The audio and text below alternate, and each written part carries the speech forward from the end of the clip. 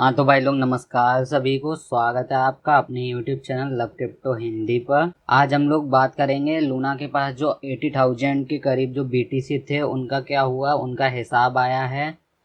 तो उन बिटकॉइंस के बारे में बात करेंगे और अब उनके पास कितने बिटकॉइंस रह गए हैं। इसके अलावा डू वोन ने टेरा को रिवाइव करने का दूसरा प्लान प्रपोज किया है। वो प्लान क्या है इसके बारे में हम बात करेंगे और इस प्लान को लेकर टेरा के कम्युनिटी मेंबर्स ने किस तरह से रिएक्ट किया है इस बारे में भी इस पूरी वीडियो में हम बात करने वाले हैं। तो गाइस वीडियो को पूरा देखिएगा, बीच में छोड़ के मत जाइएगा, क्योंकि ये सारी ही अपडेट्स बहुत ज़्यादा इंपॉर्टेंट हैं अगर आप लूना में इन्वेस्टेड हैं और या फिर इन्वेस्ट करने की सोच रहे हैं।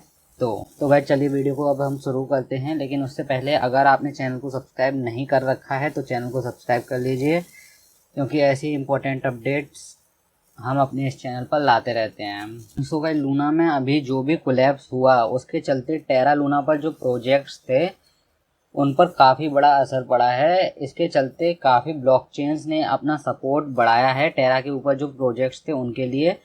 तो पॉलीगॉन भी उन्हीं चेन में से एक है। पॉलीगॉन के सीईओ ने अनाउंस किया है कि वो टेरा पर जितने भी प्रोजेक्ट्स थे उनको माइग्रेट करने में डेवलपर्स की हेल्प करेंगे, सपोर्ट करेंगे। तो ये काफ़ी अच्छा स्टेप है टेरा लूना की ब्लॉकचेन पर बने प्रोजेक्ट्स को बचाने के लिए। इसके अलावा गाइस बिटकॉइन ने एक अनचाही हिस्ट्री क्रिएट कर दी है।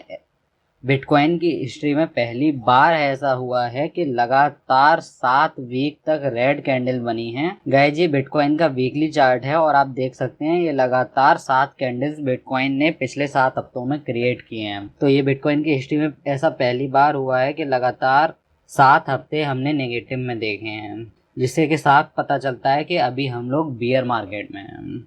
अब क्योंकि लगातार 7 कैंडल बन चुके हैं तो एनालिस्ट उम्मीद कर रहे हैं कि हो सकता है बिटकॉइन 2 हफ्ते और रेड कैंडल्स बनाए और इसके बाद हमको बिटकॉइन में रिकवरी देखने को मिल सकती है। तो चलिए गाइस अब पहले हम 80,000 जो बिटकॉइन थे उनका क्या हुआ उसका हिसाब लूना फाउंडेशन गार्ड ने दे दिया है।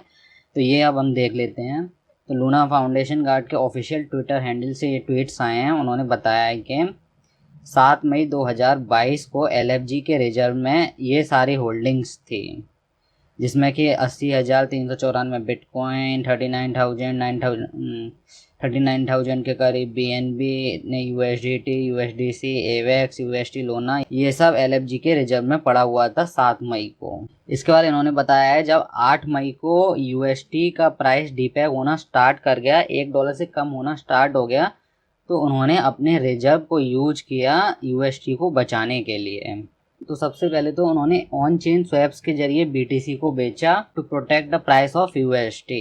इसके बाद LFG ने डायरेक्टली इतने USDT और इतने USDC सोल्ड कर दीजिए इतने USD खरीदने के लिए, और इसके बाद उन्होंने लगभग 52,000 BTC इतने USD के लिए सोल्ड कर दिए। उसके बाद 10 मई को USD का प्राइस जब फाइनली $0.75 तक क्रैश कर गया, तब उन्होंने क्या किया, एक्सचेंज पर बिटकॉइन लाना स्टार्ट किया, क्योंकि और कोई इनके पास रास्ता बचा नहीं। और एक्सचेंज पर उन्होंने लगभग 33,206 बिटकॉइन की सेलिंग की इतने USD के लिए। और इसके बाद इन्होंने 12 मई को इतने USD और इतने लूना स्टेक किए अपने नेटवर्क पर, जिससे कि वो अपने गवर्नेंस अटैक को बचा चुके हैं। गाइस स्टेकिंग करना नेटवर्क पर ज़रूरी होता है गवर्नेंस अटैक से बचाने के लिए, ये हम किसी और वीडियो में बात करेंगे। तो अब तक जितने भी ट्रांजैक्शंस मैंने गिनाए 12 मई के बाद, अब इनके पास क्या रह गया है, केवल 313 BTC रह गए हैं, 39,914 BNB रह गए हैं, इतने AVAX रह गए हैं, USD और लूना रह गए हैं, जिनकी वैल्यू तो अब बहुत ही कम है, इनका तो कोई मतलब है नहीं। और गाइस इन्होंने यहाँ बताया है कि इनके पास अब जो भी फंड बचा है इस फंड को वो यूज करने वाले हैं to compensate the users of USD, और सबसे पहले ये स्मॉलेस्ट होल्डर्स को पहले कंपनसेट करेंगे। इसके बाद गाइस इन्होंने कल रात में ही प्रपोज किया है टेरा लूना का रिवाइव करने का प्लान 2। इसके बारे में हम बात कर लेते हैं। तो गाइस ये रहा टेरा के इकोसिस्टम को रिवाइव करने के लिए प्लान 2। इसमें उन्होंने बताया कि टेरा इज मोर देन USD।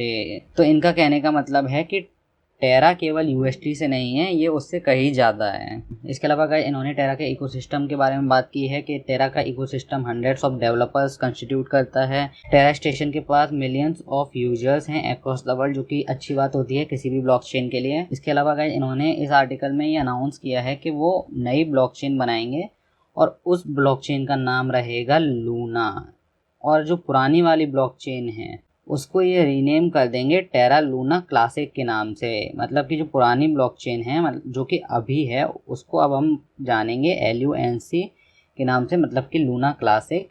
और जो नई ब्लॉकचेन आएगी वो रहेगी लूना।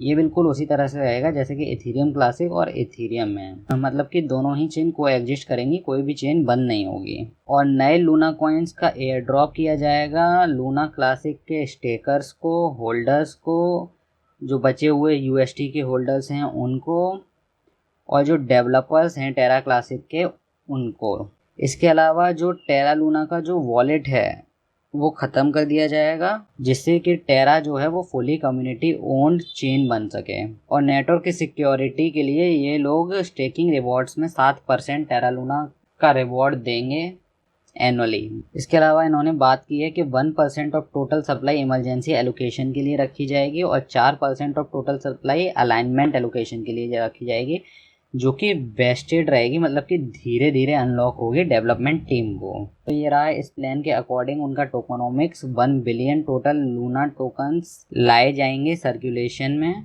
जिसमें कि 25% कम्युनिटी पूल में डाले जाएंगे और 1% अभी मैंने आपको ऊपर बता दिया, जिनका कि कोई भी लॉकअप पीरियड नहीं होगा। ये इमरजेंसी के लिए एसेंशियल डेवलपर जो कि ज़रूरी हैं उनके लिए रखे जाएंगे।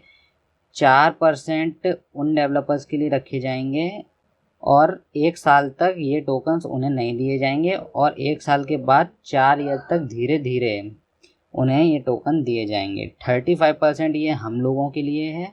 तो जिन लोगों ने 1 मिलियन से कम लूना टोकन्स को होल्ड कर रखा है उनको टोकन्स 1 साल तक नहीं मिलेंगे और 2 साल तक धीरे धीरे मिलेंगे। अब इन्होंने ये नहीं बताया कि 2 साल में ये मंथली मिलेंगे, डेली मिलेंगे, ये नहीं बताया, लेकिन 2 साल बाद ये पूरे मिल जाएंगे आपको।